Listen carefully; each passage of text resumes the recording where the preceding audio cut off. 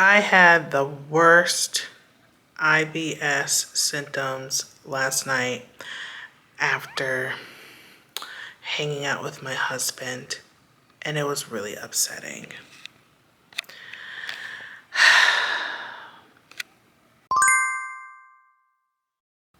So, eating drastically, a bunch of fruit and sugar, and sometimes I do get tired of eating fruit, to be honest. I do like fruit, but you know, you get tired of eating the same macronutrients all the time. Let's just be real.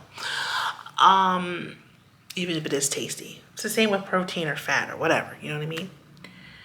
So my diet was so restrictive and so drastic with eating all the fruit and the carbs because high carb, low fat, insulin sensitivity, blah blah blah. So doing all that, and I'm like, I can't even go out to dinner with my husband and have just like a burger and fries. I didn't even eat all of my burger and fries. I ate all the burger because it was freaking delicious. It had bacon jelly on it. It was delicious. And and I had maybe half of my fries, maybe half. Honestly, it was probably less than half of the chili fries, right? And then I had one of my favorite street foods, like I like the marcasitas. If you've been to Mexico, you know what I'm talking about. Now, local people use cheese, queso. I don't put cheese on mine. I had Nutella and strawberry jelly. And then when I got home, TMI, if you don't want to hear it, in the video now, just, okay? I was in the restroom for over an hour having horrible irritable bowel syndrome. All that to say, I was like, okay, maybe I gotta be more restrictive. Maybe I have to be more strict on how I'm eating. And you guys know I've been struggling with the whole diet stuff, diet culture and diets and going back and forth to restricting and then binging, restricting. That's what I've been going through. So I was like, you know what? I'm so sick and tired of this back and forth. And I'm just like, I just want to eat whatever I want. But also be intuitive and be more mindful. I need more mindfulness and intuitiveness and intentionality in my life. That's really what I need. Because I just remember back in the day when I was a kid, I wasn't really a fat kid, y'all.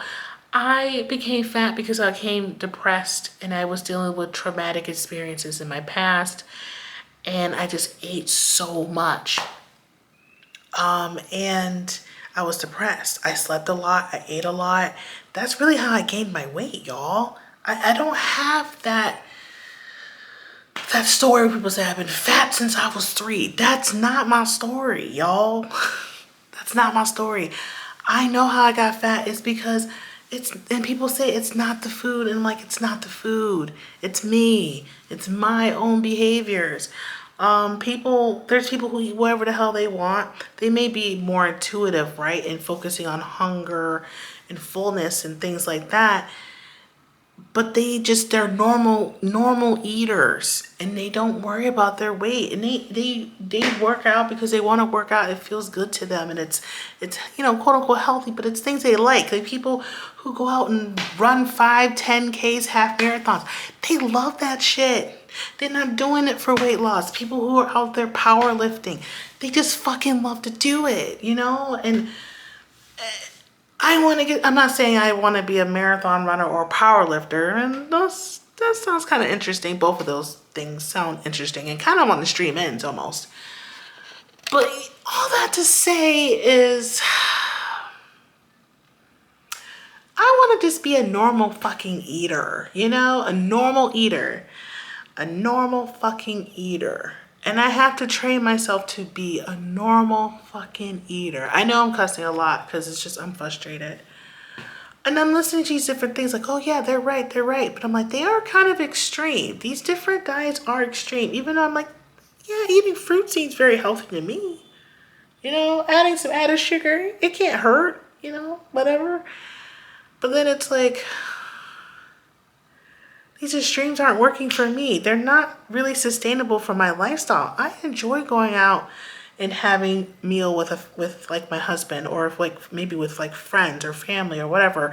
Or if I want to go to a nice cafe and I just want to have like a chai latte and a fucking almond croissant.